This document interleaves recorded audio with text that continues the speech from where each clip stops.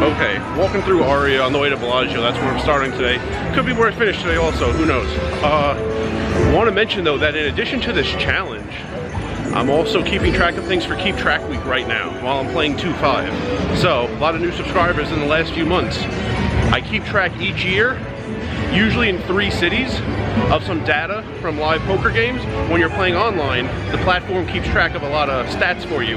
When you're playing live, no one does.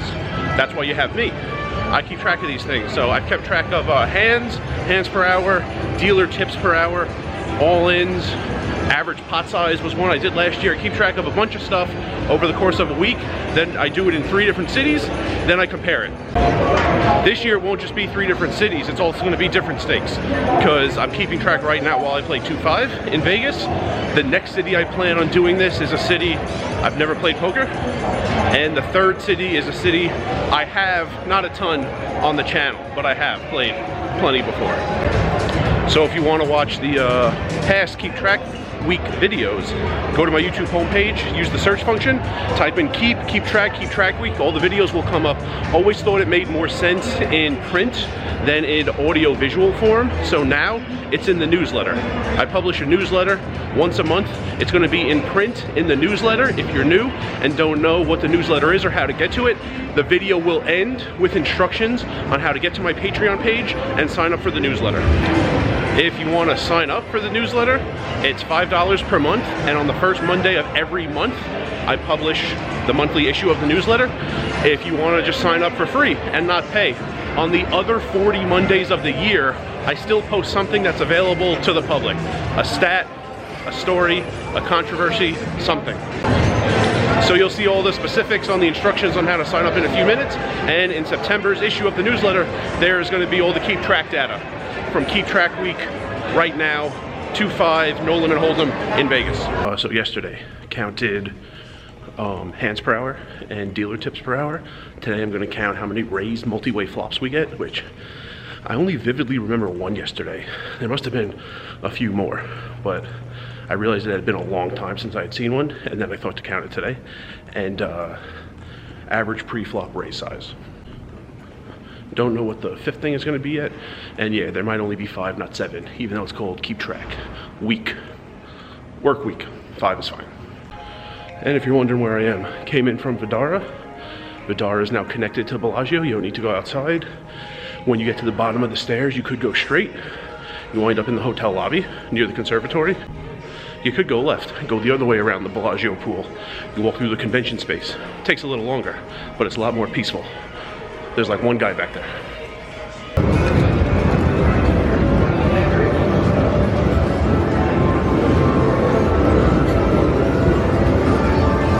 I'm here waiting on both lists, waiting for a seat in the back left corner, table number 9.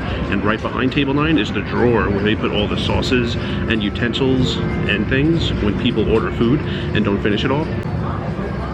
Table 9. That drawer on the right. And I picked up some maple syrup, so I'm going to use this as my card protector because I'm awesome, and I'll be playing poker here for most of the day.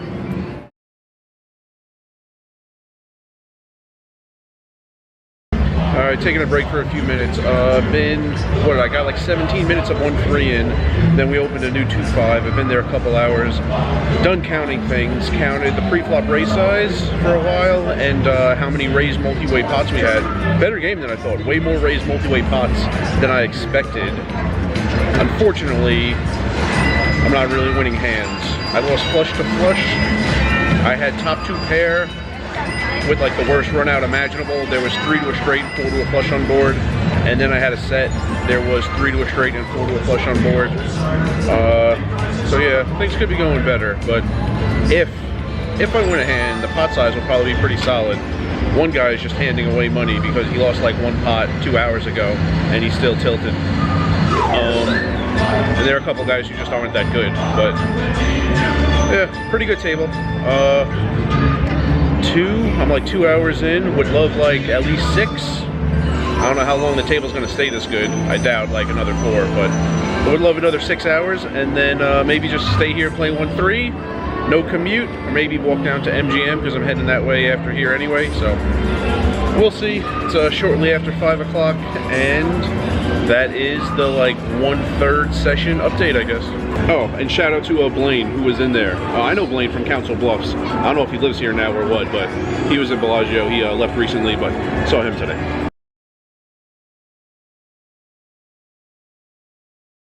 Alright, I've left the game, passing by Badara. It's about to get really windy. Solid amount of hours for 2.5. Wished I played a little more in general, only 2.5 today. I need to get back to my room and edit some videos. I don't want it to get too late. Something big is planned in a few days. I don't want it to mess up my schedule, so I can't be up too late because I need to wake up early for the next few days. Also, yeah, interesting concept here. Just about everyone gets it wrong whenever they mention this. The idea of me being ahead or behind with videos. Right now, this series, Arizona, the Poker Players Monday in Las Vegas, all these videos lately, you've been seeing them very quickly after it happened. That's me being behind. People usually phrase it, that's me ahead. Like if I could edit and get it up quickly. No, that's me being way behind. Like I don't have ideas, I don't have footage, I don't have videos.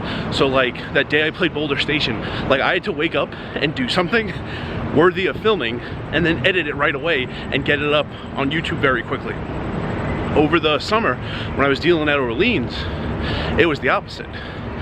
There were, what, all those videos, day X of 50, and in addition to that Q&A videos, and then all those videos I had the ideas for after the series was over, to like give some data or some thoughts about what was happening next year, or what happened over the summer, or different things I'll do next year.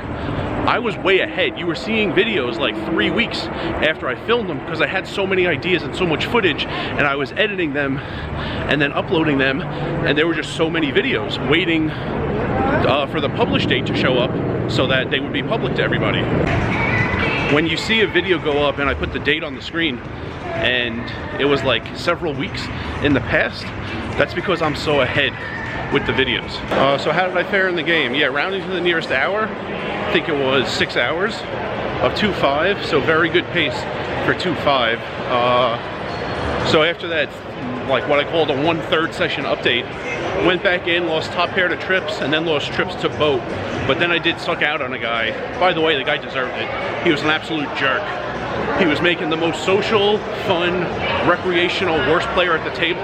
He was just needling him non-stop because he lost a couple of hands when he first sat down. So glad if I had to suck out on somebody, it was that guy. I mean, I would take him against anybody, but that guy was an absolute jerk.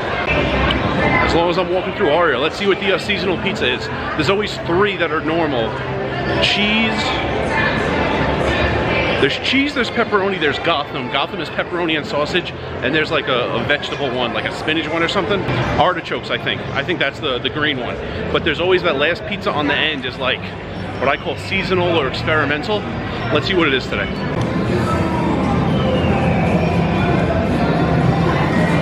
Good, thanks. Just looking. No cheese. There's pepperoni, there's Gotham, there's artichokes, and that seasonal one. Looks pretty good today, but I'm not getting it. Alright, so as I pass the Poker Go studio, I'm going to wrap it up. Got to get back, got to edit that comps video you saw a few days ago, the video you watched yesterday, and the video you're watching right now. Don't want to get to bed too late. And now I will show you what I promised you earlier, how to get to and sign up for my Patreon page to see the monthly poker newsletter if you want to. Thanks for watching the video. If you're enjoying this content and want even more poker, Las Vegas, and travel content, feel free to sign up to receive my monthly newsletter via my Patreon page.